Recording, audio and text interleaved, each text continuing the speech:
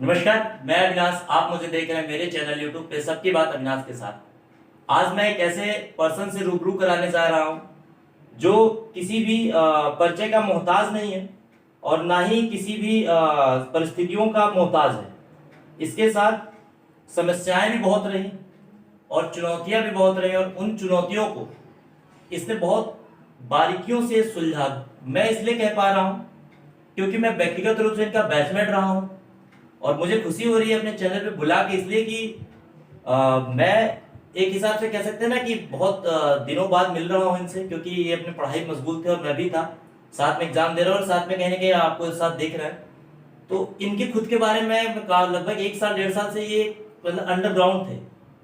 वो जानकारियां मुझे जानने को मिलेंगी और मैं ये जानकारियां आपके तक पहुंचा रहा हूं और ये बताने का प्रयास जरूर करूंगा कि किस तरीके से आप सेलेक्ट हों और आप अपने आप को प्रिपरेशन के दौरान अपने आप को तैयार करें।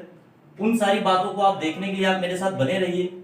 और मैं अपने चैनल पे आपको अमरजीत भाई बहुत बहुत स्वागत करता हूँ तहे दिल से और बधाई देता हूँ कि आप 49th रैंक लेके आए बीपीएससी में इस बार और डीओएसपी के पद पे भी आप बन गए। और ये आपका पहला अटेम्प्ट था और पहला अटेम्प्ट कहता है ना, जो पहला रैंक होता है वो पहला रैंक की जो चार्म होती है वही बहुत अलग होती है, उसका जो स्वाद होता है अलग होता है। कहते हैं ना कभी भी चखा है, तो वो आपने स्वाद चखा और आपको कैसा महसूस हो रहा है?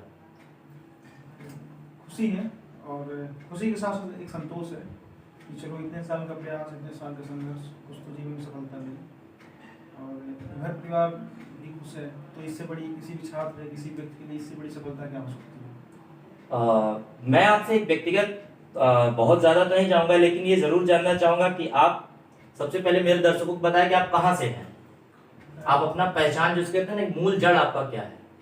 मैं मध्य प्रदेश के रीवा जिले से बिलोंग करता हूँ और मैंने अपनी प्राथमिक शिक्षा अपने गृह जिले से पूरी की। उसके बाद मैंने Hindu college university of Delhi से अच्छा, दिल्ली यूनिवर्सिटी से नहीं आपने तैयारी की? मतलब टोटल आपकी जो पढ़ाई या कहते हैं कि बेस मजबूत हुआ ग्रेजुएशन का और पीजी का दोनों का?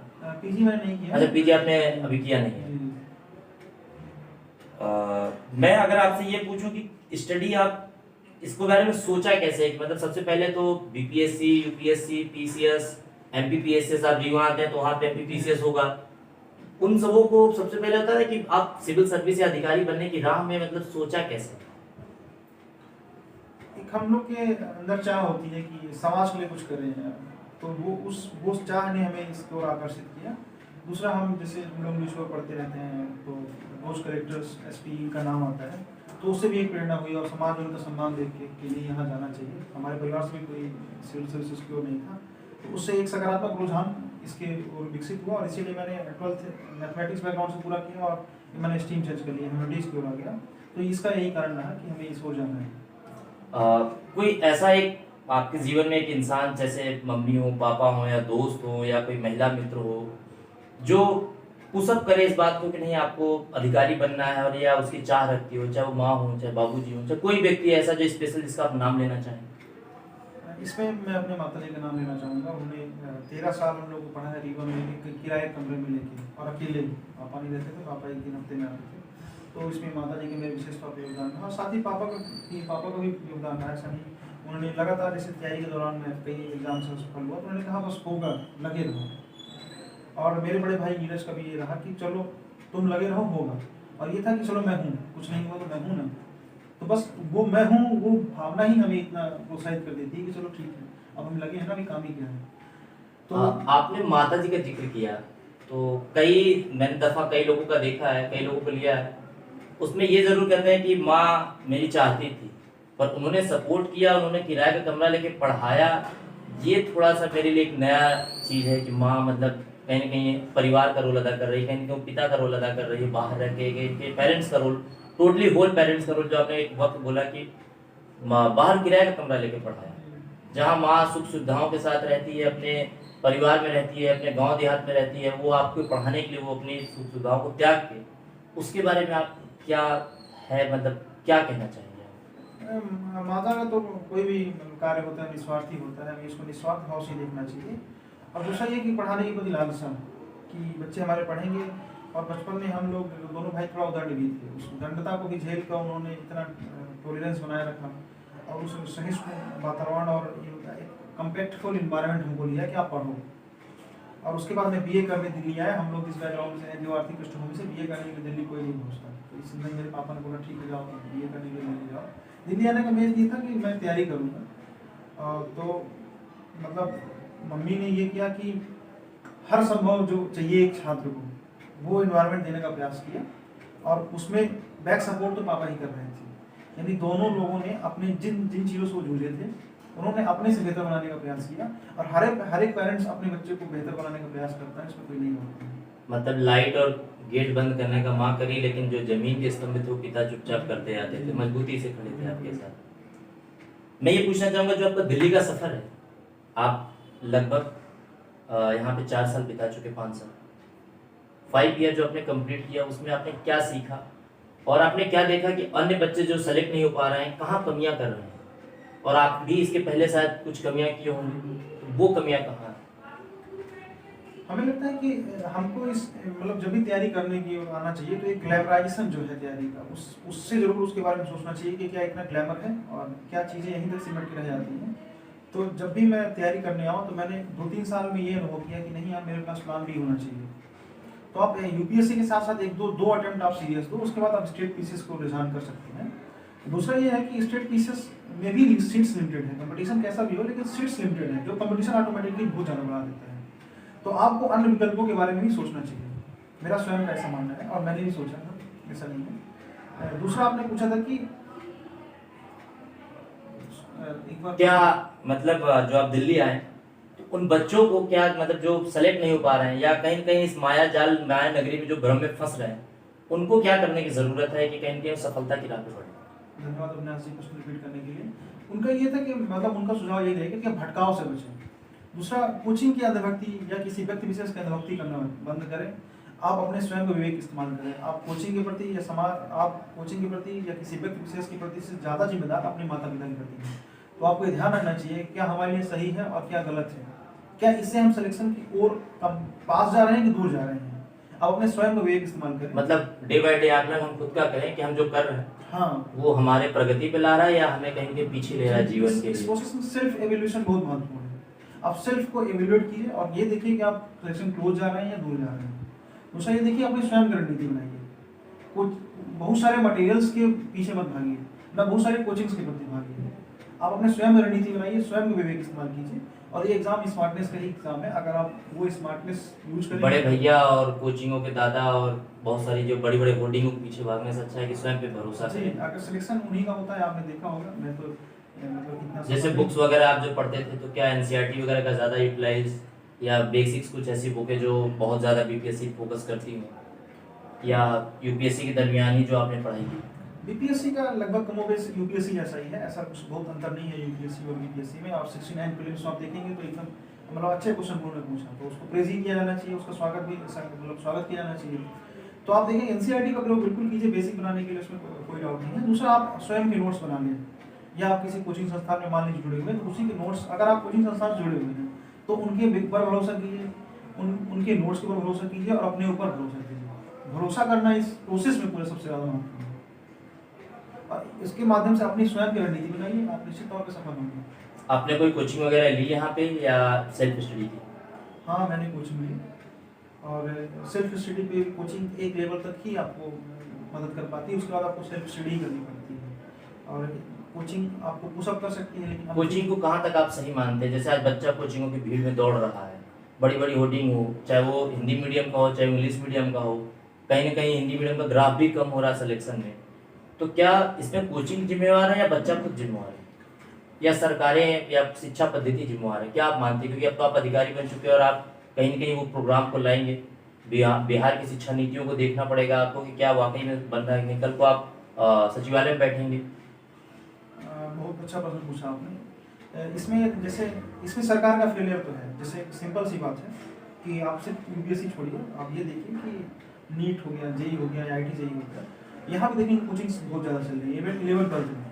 तो क्या होता है, सरकार का दायित्व है शिक्षा प्रदान करना। अगर सरकार को छोड़कर कोई एजुकेशन प्राइवेट इंस्टीट्यूशन की ओर जा रहा है तो ये फेलियर है, गवर्नमेंट का फेलियर है। कि इसलिए कि मान लीजिए 10th-12th तक पढ़ाई करना, उसी आधार पर नीट और जेई का प्रिपरेशन होता है। तो स्कूल्स इतनी अच्छी शिक्षा नहीं दे पा रहे हैं, इसलिए हम प्राइवेट इंस्टीट्यूशन इंस्टीट्यूशन को जा रहे हैं। तो कोचिंग्स चाह नहीं है, कंपल्सरी बन जाती है। हम लोग जिस बैकग्राउंड से आते हैं वहाँ उतना अच्छा बेसिक नहीं होता है। आपकी प्राइमरी शिक्षा कहाँ से हुई? मेरी सरकारी स्कूल, प्राइवेट, या माताजी ने खुद कराई? मेरी प्राथमिक शिक्षा 8वीं तक तो प्राइवेट स्कूल से हुई, सरस्वती स्कूल यमुनानगर से, और उसके बाद मेरी 9th to 12 मतलब मैं ये मान के चल रहा हूँ कि आप बिहार में एसडीएम पद पे या डीएसपी पद पे हो रहे हैं, लेकिन आप एमपी के रहने वाले हैं और एमपी में भी वही हाल है, तो यूपी में वही हाल है। मतलब कहीं कहीं पूरे देश की सिस्टम और शिक्षा व्यवस्था को बदलने की बात आप कह रहे हैं। हाँ जी, इसमें भी बिल्कुल मैं स्टैंड लेना चाहूँगा कि कहीं ना कहीं हमारी शिक्षा व्यवस्था में लूपहोल है, और ये कोई नई बात नहीं है कि प्राइवेट इंस्टीट्यूशन बहुत ज़्यादा बढ़ रहे हैं, और इससे ये एक लेवल प्लेइंग फील्ड घट रहा है, डिस्पैरिटी हो रही है समाज में कि शिक्षा नहीं मिल रही है, हायर वर्ग हो गया, जिसको कहा है कि डिजिटल डिवाइड या एजुकेशन डिवाइड बढ़ता जा रहा है। तो इसको इस संदर्भ में देखा जाना चाहिए कि प्राइवेट इंस्टीट्यूशन इतना ज़्यादा ना बढ़ जाए कि गवर्नमेंट की शिक्षा व्यवस्था के लोगों का रुझान कम हो जाए। एक अहम सा सवाल है कि अभी आप सिलेक्शन से पहले एक स्टूडेंट विद्यार्थी थे, आम पब्लिक, मैं अभी भी स्टूडेंट हूँ, और विद्यार्थी हूँ। नहीं, अब आप एक अधिकारी हैं और आपका दायित्व बन जाता है कि आपके बोले गए शब्द और किए गए शब्द कहीं ना कहीं समाज पे प्रभाव डालेगा, और कहीं ना कहीं बिहार सरकार और बिहार के राज्यों के लिए एक उत्तरदायित्व बन रहा है, और देश के युवा भी देख रहा है, क्योंकि बहुत कम उम्र में आपने ये जो हासिल की है, इस उम्र और इस पद को पाने के लिए लोगों को 30 साल 35 साल लग जाते हैं, और आपने ये जो अंडर 25 में हासिल की, इसके लिए बहुत बहुत बड़ी बात है। मैं ये जानना चाहूँगा कि अधिकारी बनने से पहले जो आप सोचते थे, आज जब आप अधिकारी बन गए, अधिकारी बनने के बाद जो आप सोचते थे कि मैं समाज को ये दूंगा पहले, क्या वाकई में आप वो देना चाहते हैं या इससे भी ज़्यादा क्या करना चाहते हैं? क्योंकि अब तो आपको एक कॉन्फिडेंस आ चुका है। कॉन्फिडेंस पहले भी था, और कोई भी व्यक्ति अगर सामाजिक रूप से दक्ष है और अपने व्यक्तित्व सही है उसका, तो वो समाज के लिए पूंजी की भांति ही रहता है।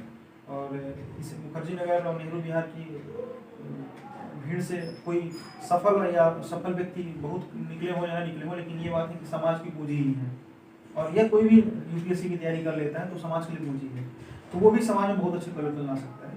रही बात अधिकारी बनने की पहले और बाद में, तो मेरे विचार में कोई बदलाव नहीं आया है। मैं वही समाज के लिए करना चाहता जो मैं पहले करना चाहता था। अब इसमें क्या हर्डल्स आएंगे, क्या लिमिटेशंस होंगी, वो प्रशासन में जाने के बाद ही मुझे पता चल पाएगा, उसके बाद देखा जाएगा। लेकिन हाँ, एटीट्यूड पॉजिटिव रहेगा।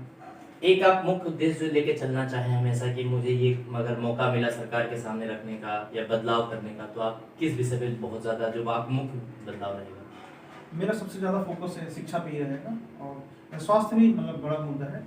कुल मिला के आप बिहार के डीएसपी बनने जा रहे हैं, तो उसको देखते हुए आपको चैलेंज देना पड़ेगा। एज अ डीएसपी तो मैं देखूंगा कि मैं अपने जहाँ भी मुझे दायित्व मिलता है वहाँ लॉ एंड ऑर्डर की स्थिति सही है, और लॉ एंड ऑर्डर की स्थिति अगर सही होती है तो ऑटोमेटिकली इन्वेस्टमेंट बढ़ेगा, और वो बिहार की बहुत ज़्यादा आवश्यकता है, क्योंकि एम्प्लॉयमेंट जनरेट करना है, इंडस्ट्री आनी है वहाँ पर। तो मैं अपनी भूमिका यहाँ देख पा रहा हूँ कि जो दायित्व मुझे मिले उसे मैं बेहतर तरीके से निभाऊँ, और उसके माध्यम से जो भी चेंज होगा, जैसे थोड़ा थोड़ा सा भी योगदान देंगे ना तो बहुत बड़ा चेंज होगा। बिहार में अक्सर ये पाया जाता है कि लॉ एंड ऑर्डर नाम की चीज़ नहीं है, जंगल राज हो या भ्रष्टाचारी हो, या आए दिन वहाँ चाहे छोटे छोटे लेवल पे हर बच्चे के कहते हैं कि घर में गन है, या हर बच्चा कहीं न कहीं हथियार उठा के चल रहा है और शिक्षा से दूर और कहीं न कहीं गुंडा की राह पे चल रहा है। वो आपके लिए चैलेंज होगा कि बच्चे को मुख्य धारा में भी लाएं, शिक्षा में भी लाएं, और कहीं न कहीं समस्या को ख़त्म करें। तो उसका क्या आप कुछ एक आइडिया आपने सोच रखा है? माफ़ी चाहूँगा, ये मुझे लगता है कि पूर्व धारणाएँ ही है बिहार में, और मैंने मेरा बिहार से जुड़ाव रहा है, बहुत सारे माननीय बिहार रहे हैं, ये पुरानी चीज़ें हो गई। 2000 अभी भी मैं बहुत सारी न्यूज़ में देखने को मिलती हैं, बहुत सारी खबरों में आती हैं न्यूज़ में। ये दरअसल सामाजिक समस्या है, और ये उभरा कहाँ से, इसके रूट में जाना चाहिए हमको, कि उभरा कहाँ एम्प्लॉयमेंट जनरेट नहीं हो रहा है तो लोग करेंगे क्या। मतलब ये उसका विकल्प नहीं है कि एम्प्लॉयमेंट जनरेट नहीं है तो आप अपराध करें, लेकिन हाँ कहीं ना कहीं एक जिम्मेदारी बन जाती है, समाज की जिम्मेदारी बन जाती है कि ऐसा माहौल तैयार करो जहाँ सब अपना बेहतर देने के लिए, अपने परिवार के लिए प्रयास करें। एक अंतिम सवाल, क्या आप पढ़ाई का सफ़र जारी रखेंगे? क्योंकि मुझे लगता है कि आप सबसे पहले यूपीएससी का सपना, जब मैं पढ़ता था साथ में, तो ये होता था कि यार लवासना चलेंगे, वहाँ के रूम से देखेंगे, और हमारे बैचमेट्स भी हुए भी हैं और लवासना में कहीं ट्रेनिंग भी कर रहे हैं। तो क्या वो सपना अभी भी बाकी है, या आप अपने कैरियर और अपने जीवन की जीवोपार्जन की तरफ बढ़ चुके हैं? नहीं, वो सपना बिल्कुल बाकी है, और अगर पहले उस सपने के लिए 80% एफर्ट रहा होगा तो कहीं ना कहीं सपने के लिए 85% एफर्ट होगा, तो वो सपना बिल्कुल बाकी है। लेकिन हाँ, अभी इन परिस्थितियों में जो भी मुझे दायित्व मिलेगा उसको ईमानदारी पूर्वक निर्वहन करूँगा। जो टाइम मुझे एक्स्ट्रा मिलेगा उसमें तैयारी में लगाऊंगा और वो सपना भी जीवित रहेगा। आप आने वाले बच्चों के लिए क्या कहना चाहेंगे, और खासकर बिहार के बच्चों के लिए, क्योंकि वहाँ का एक हब ही है कि सिविल सर्विस में अधिकारी बनना, और अब बिहार में कहीं ना कहीं बीपीएससी के थ्रू और कहीं ना कहीं वहाँ पे टीचर भी भर्ती होगी, तो वो क्या कहना चाहेंगे कि बच्चे जो आपकी तरह या हमारी तरह जो युवा है वो किस तरह अपने आप को मोटिवेट रखें, क्योंकि इस दिल्ली के माया नगरी में फंस जाते हैं, चकाचौंध में फंस जाते हैं और पैसा बर्बाद करके, समय बर्बाद करके कहीं कहीं हाथ कुछ नहीं लगता, तो उन्हें आप कैसे संदेश देना चाहते हैं? मेरा मानना यह है कि मतलब टीचर एग्जाम हो या बीपीएससी का एग्जाम हो, इसके माध्यम से ऑफिसर्स की नियुक्ति होती है या टीचर्स की नियुक्ति होती है, ये बेहतर ही है। पर हाँ, एक बिहार में एक उद्यमिता का माहौल जरूर विकसित होना चाहिए, क्योंकि लार्ज लेवल पे एम्प्लॉयमेंट वही प्रोवाइड कर सकता है। और रही बात बिहार की, तो मेरे लिए बिहार में अपना ही घर है, और आप मैं जिस जगह से बिलोंग करता हूँ रीवा, वहाँ का लगभग 95% है भूगोल हो, चाहे वहाँ का कल्चर हो, वहाँ वहाँ की मिट्टी हो, लगभग बिहार से सिमिलर है। तो मेरे लिए बिहार यूपी एमपी नहीं, बल्कि अपने घर परिवार समाज में ही सेवा देना है। तो मैं अपने यहाँ बिहार में कोई अंतर नहीं समझता। मतलब आप सीधा कहना चाहते हैं कि कहीं ना कहीं आपके अंदर अभी भी आईएएस बनने का एक जो सपना है वो कसक है। हाँ, मतलब मैं प्रिपरेशन ही अखिल भारतीय सेवा नहीं करता था, तो अखिल भारतीय सेवा में आपको कहीं भी भेजा जा सकता है। हमारे एक मित्र हैं आनंद कुमार सिंह, 2021 में उनकी 204 रैंक आई थी, वो तमिलनाडु कैडर में आईएएस है और वो अच्छे से सेवा दे रहे हैं। तो अब उत्तर प्रदेश के व्यक्ति को तमिलनाडु में भेजा गया, वो सेवा दे रहा है, कोई ऐसा नहीं। परिवार और गांव देहात में कैसा माहौल है बनने के बाद? पहले तो बहुत सारी कहते हैं ना कि ताने बाने और परिवार, जाति, धर्म या कहीं के रिश्तेदारों के ताने मिलते रहे होंगे, उसका क्या आपको अब रिजल्ट मिलता है? पहले और अब में क्या अंतर दिखता है? नहीं, मैं इन सब चीज़ों से थोड़ा सा बचा रहा हूँ, क्योंकि बचपन से मैं पढ़ने में मेधावी छात्र था, तो कहीं ना कहीं सब ये समझते थे कि कहीं लेट हो सकता है लेकिन एकदम सिलेक्शन जरूर हो जाएगा। और मेधा से इतना नहीं कि मेधावी छात्रों का ही सिलेक्शन होता है, सबका सिलेक्शन हो सकता है किसी बैकग्राउंड से, ये मेरा बिल्कुल कहने का मतलब नहीं है। लेकिन हाँ, एक मन में था कि हाँ कहीं ना कहीं लग जाएगा, तो ताने से तो बचे थे, ऐसा कुछ नहीं था। लेकिन हाँ, कुछ थोड़ी बहुत समस्याएं सबके जीवन में आती हैं। अगर आप 3-4 साल लेट हो गया तो लोग कहेंगे, और उनकी बातों में ध्यान नहीं देना चाहिए आपको अपने लक्ष्य के बारे में। और सबसे बड़ी बात है कि आपको पारिवारिक सपोर्ट अगर है ना, तो आपको कोई नहीं रोक सकते एग्जाम निकालने से, या आप कहीं ना कहीं कुछ ना कुछ तो बेहतर कर ही लेंगे अपने जीवन में। बिहार कर रहा है कि आपका टोन बिहार, एमपी में रहा है कि आपका टोन बिहारी आ गया कि पारिवारिक सपोर्ट है ना? नहीं, ये टोन हमारे यहाँ मतलब रीवा में भी बघेली बोली अच्छा, जाती है। रीवा में भी मतलब मध्य प्रदेश में बिहारी का संबंध है। भोजपुरी और बघेली में बहुत सारी सिमिलरिटीज है। क्या यही ऐसा तो नहीं कि अट्रैक्ट किया कहीं में बिहार में भी सेवा देने के लिए? हाँ, बिल्कुल। मैंने आपको जैसे बताया कि संस्कृति, भूगोल सब कुछ सेम है। तो मैं 2 ही एग्जाम देता था, यूपीएससी और यूपीपीएससी और बीपीएससी। आप हमारे दर्शकों को एक ऐसा कुछ जो बताना चाहें अपनी, कि नहीं वाकई में आप यहाँ कैसे रहें, एक पूरा एक समरी बताना चाहें कि आपने स्टार्टिंग में कैसे क्या किया, एक जैसे कहते हैं कहानी, एक शुरुआती दौर से लेके अभी तक का। प्रिपरेशन स्टार्ट करने की बचपन से अच्छा। क्योंकि जो आपके बारे में जानना था वो लोगों को पता चल गया कि जो कैसे आप क्या करेंगे, आप व्यक्तित्व बारे में, लेकिन आपका ओरिएंट कैसे हुआ और आप स्तंभ पे कैसे आए? मैं जब 5-6 साल का था तो मेरे पिताजी रीवा ले आए हम लोग को पढ़ने के लिए, मैं और मेरा भाई, और सरस्वती स्कूल में हम लोग एडमिशन लिए। और उस दौरान क्या हुआ कि मतलब मम्मी पढ़ाती थी और हम लोग स्कूल जाते थे सब कुछ, लेकिन चीज़ें थोड़ा सा आर्थिक स्थिति घर की इतनी मजबूत नहीं थी, तो जैसे तैसे करके हम लोग पढ़ रहे थे। 8वीं के बाद मैं शासकीय उत्कृष्ट विद्यालय में दाखिला ले लिया, क्योंकि उसके बाद लगा कि चलो ठीक है, अपने से पढ़ सकते हैं, इतना विवेक जागृत हो गया है, ज़्यादा फीस देने की आवश्यकता नहीं है। दूसरा, वो अच्छी स्कूल भी थी, वो एक्सीलेंस स्कूल मतलब रीवा की अच्छी स्कूल मानी जाती है। और उसके बाद ऐसा लगा कि मुझे जाना चाहिए इस फील्ड की ओर, जैसे मैंने पहले बताया। तो दिल्ली आ गया, 2 साल DU नॉर्थ कैंपस में रहा, लास्ट ईयर में यहाँ नेहरू बिहार में आ गया। और उसके बाद कॉन्टिन्यूस प्रिपरेशन। एक पहला अटेम्प्ट ही जब मैं ये लगा कि पहले मैं यूपीएससी दूंगा, पहले अटेम्प्ट में ही सीसेट क्वेश्चन में प्रीलिम्स डिस्क्वालीफाई हो गया, तो बड़ा पता लगा कि यार मेरी मैथमेटिक्स बहुत अच्छी थी, ये कैसे हो गया, और वो धोखा टाइप करना। फिर 21 में मैंने प्रीलिम्स क्वालीफाई किया यूपीएससी का, लेकिन 11 नंबर से मेंस रह गया। तो एक क्वेश्चन खड़ा हो गया, और ये सबके समक्ष क्वेश्चन खड़ा हो गया कि क्या लिखना नहीं आता क्या। और मेंस क्या होता है, मेंस में डर रहता है कि मेंस नहीं, आपका प्रीलिम्स आपका डिस्क्वालीफाई हुए 2 अटेम्प्ट 3 अटेम्प्ट, लेकिन मेंस डिस्क्वालीफाई हो गया ना, तो आपको दिक्कत होगी, क्योंकि अल्टीमेटली सिलेक्शन तो मेंस ही होना है। फिर तीसरा अटेम्प्ट फिर इसमें सीसेट का डिस्क्वालीफाई हो गया। तो ये सेटबैक पे सेटबैक लगते रहे, लेकिन हाँ उसके पश्चात बीपीएससी आया और लगातार भगवान की कृपा रही और परिजनों का आशीर्वाद रहा तो लगातार ये एग्जाम क्लियर हुआ और अंतिम रूप से आप सबके समक्ष उपस्थित हैं। यहाँ पे दोस्तों का कितना रोल है?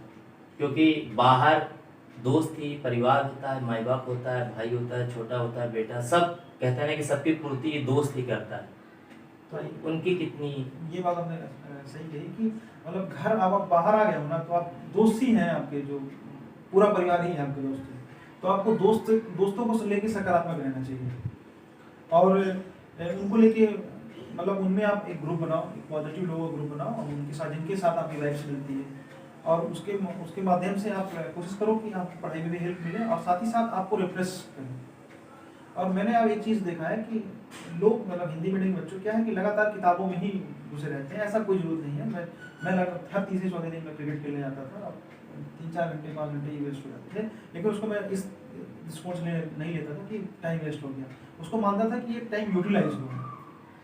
तो आप क्रिकेट खेलें या ज़्यादा सो लिए, मान लीजिए 8 घंटे से 9 घंटा सो लिए तो ऐसे चिंता करने की बात नहीं है। अगर आप सोने और सब कुछ टाइम निकालेंगे फिर भी 7 से 8 घंटे पढ़ सकते हो और 7 से 8 घंटा कंसिस्टेंट पढ़ाई सफिशिएंट एग्जाम निकालने के लिए। दोस्तों के साथ आप छुट्टियों में घर, जैसे कहते हैं ना कि अभी दिवाली आ रही है, कभी होली रही होगी, कभी दशहरा रहा होगा, तो ना जाने के बाद क्या दोस्त उस तरीके से उस परिवार की भरपाई कर पाते थे जो फैमिली कर पाते थे? दोस्त का अपना महत्व, परिवार का अपना महत्व है। परिवार अपने जगह पे ऐसा नहीं है कि भरपाई कर पाए, लेकिन हाँ इन्हीं को परिवार मान लीजिए ना, यहाँ तो आपकी यही फैमिली है, तो उन्हीं के साथ खुश रहिए और हंसिए खेलिए बगैती कीजिए, अपने शब्दों में कहें तो मज़ा आता है, ऐसा कुछ नहीं है, आदमी चिल रहता है। और घर भी आप भी देखेंगे, आपका स्वयं का अनुभव होगा कि अब हम घर जाएंगे ना 10 दिन रहना पड़ जाए तो मुश्किल है, ऐसा देखिए हाँ होता होगा आपके साथ भी। तो अब ये है कि अब हम लोग इस जोन में आ गए, हाँ, इस जोन में रहना पसंद इस जोन करते में, हैं यारों के क्योंकि दोस्ती। एक तुलसीदास जी की एक पंक्ति भी है कि नहीं दरिद्र सम दुख जगना ही और संत मिलन सम सुख जगना ही, यानी संत मतलब हमारे वाइब से मिलते हुए लोगों का। तो आप देखेंगे कोई आपका दोस्त मिल जाए ना जो जिससे आप एकदम बेस्ट फ्रेंड, तो आत्मा तृप्त हो जाती है कि चलो यार ये दोस्त मिल गया, मजा आ गया। आज एक बहुत बड़ा एक मुद्दा चल रहा है महिलाओं के ऊपर, और हर इंसान इससे कुछ अछूता नहीं है, ना मैं छूता हूँ, ना आप अछूता है, ना आने वाली पीढ़ी अछूता होगी, ना जो पीढ़ी रही होगी वो अछूता है। क्या इस दिल्ली की नगरी में या कहीं भी माया नगरी, जो भी बच्चा घर से बाहर निकलता है, एक आज़ादी मिलती है सबसे पहले, चाहे वो पुरुष हो चाहे महिला हो, चाहे गर्ल्स हो चाहे बॉयज हो, दोनों को एक अच्छी बॉन्डिंग बनती है, एक अच्छा जीवन जीने के सपने देखते हैं। क्या उसमें कहीं रुकावट का ये काम करता है या कहीं कहीं बूस्टर का काम करता है? एक आप, मैं सीधी सी शब्दों में कहूँ तो गर्लफ्रेंड बॉयफ्रेंड का नाम ले लीजिए, या जो भी आप ले सके अपने शब्दों में, अपनी भावनाओं में, क्या ये रुकावट का काम है या बूस्टर? देखिए आपके ऊपर निर्भर करता है, और रुकावट तो बिल्कुल इसमें कंप्लीट मेरा ये मानना है कि रुकावट बिल्कुल नहीं है, और ये आपके ऊपर निर्भर। लांछन लगता रहा है कि महिलाओं के साथ कहीं को भटक गया, रास्ता ले लिया, तो इसमें महिला का दोष नहीं, इसमें आपका दोष है ना। तो आप ये आपके ऊपर निर्भर करता है कि आप उसको बूस्टर के तौर पर ले रहे हैं कि आप अपने जीवन को डिस्ट्रॉय करने के तौर पर ले रहे हैं। जीवन का वो भी एक अहम हिस्सा है जीवन जीने का। जी हाँ, हम सब 20 साल 22 साल के हो जाते हैं तब प्रोफेशन करने आते हैं, हार्मोन से स्वाभाविक प्रक्रिया, उसको लेना भी चाहिए और उसको समझना भी चाहिए। आप प्रयास ये करिए कि इन सब चीज़ों से बचिए। और दूसरा ये है कि ऐसा नहीं है कि आप उनसे भागेंगे, ये सहज है, इसको सहज रूप से स्वीकार कीजिए। और अगर आपके जीवन में कोई है तो कोई ऐसा उसको लेने की मतलब निगेटिव एटीट्यूड उसके प्रति रखने की जरूरत नहीं है, वो आप अगर चाहेंगे तो बूस्टर होगा। खुद के ऊपर ये है कि मैं कैसा उसके साथ निर्माण करता हूं। आपके बॉन्डिंग के ऊपर निर्भर करता है कि आप उसको कैसे लेते हैं। और ऐसे बहुत सारे एग्जांपल्स रहे हैं जिन्होंने अपने महिला पार्टनर्स को आधार पर ही विजय प्राप्त की है। जैसे कनिष्क कटारिया जी ने बोला था कि उन्होंने गर्लफ्रेंड की वजह से ही पाया। कनिष्क कटारिया तो चलिए मतलब सिविल सर्विसेज के आप देखेंगे वैसे बड़े बड़े फील्ड्स में, चाहे वो इन्फोसिस के फाउंडर कृष्णमूर्ति जी हैं, क्यों न रहे हों, तो सबने अपने महिला पार्टनर और हम लोग राधा कृष्ण और सीता माता और राम भगवान की कहानियाँ बचपन से पढ़ते आए हैं, वो सब क्या है, विष्णु और लक्ष्मी जी के भी कहीं वो सब संस्कृति में भी है, प्रेरणा है, वो सब हम लोग नजरिया है, हमारा नजरिया आप पॉजिटिव रखिए। बहुत बहुत धन्यवाद अमरजीत जी। और आपने जो बातें बताई, मैंने एक बहुत हटके विषय लिया कि आप क्या थे। मैं जनता को आपके बारे में बताना चाहता था कि एक गांव से चढ़ा ले इंसान, एक सपने बुना और यहाँ तक कैसे पहुंचा, और हर इंसान यहाँ तक कैसे पहुंच सकता है, ये मैंने बताने का प्रयास किया। आपको भी अगर जो चीज़ें और चीज़ें जानकारी चाहिए तो आप कमेंट के माध्यम से ज़रूर मुझसे पूछिए, और इसका जवाब मैं अमरजीत से स्वयं दिलवाऊंगा, और ये स्वयं इसकी मॉनिटरिंग करेंगे कि आपको क्या जानकारी चाहिए और आपके आने वाले शिक्षा में आपको क्या योगदान बता सकते हैं। क्योंकि ये अभी भी अपने आप को एक स्टूडेंट मानते हैं, अधिकारी नहीं। तो स्टूडेंट के रूप में आपको बताएंगे, ना कि अधिकारी के रूप में। आप इन्हें अपना एक बड़ा भाई के रूप में मान सकते हैं, एक मित्र के रूप में मान सकते हैं। बिहार में जो मैं ये देख रहा हूँ कि जो बिहार में जो भी चीज़ें हैं कहीं ना कहीं विकास के रास्ते पे लेके जाएं, उसमें कहीं ना कहीं आपका जो योगदान रहे, ऐसी और मैं शुभकामनाएं करूँगा। क्योंकि मैं पहले तो मित्र हूँ, बाद में चाहे जो भी हूँ, और मित्र के रूप में मैं आपको बिहार के उस पद पे देखना चाहूँगा जहाँ से आप, जैसे आप क्लास में जो चीज़ें बोलते थे कि सर बच्चों के लिए कि सर क्लास में सफाई हो, क्लास में अच्छी वातानुकूलित एरिया हो जिससे बच्चे अच्छे पढ़ पाएँ और टीचर टाइम से आए और उसकी कॉपियाँ मॉनिटरिंग हो, उसी तरह बिहार में मैं चाहूँगा कि आप कुछ इस तरह करें कि बिहार के शिक्षा हो, स्वास्थ्य हो, रोजगार हो, चाहे वहाँ पे रहने वाले रहन सहन संस्कृतियों को भी बिहार का माना जाना माना है, उसमें कहीं ना कहीं वो अपने उच्च स्तर बिंदु पे पहुँचे जहाँ पे बिहार पहले था। तो आप इस तरह के कहीं ना कहीं ऊंचाइयों को लेके जाए, ये मेरा बहुत बहुत आपको कहीं ना कहीं स्नेह है, प्रेम है।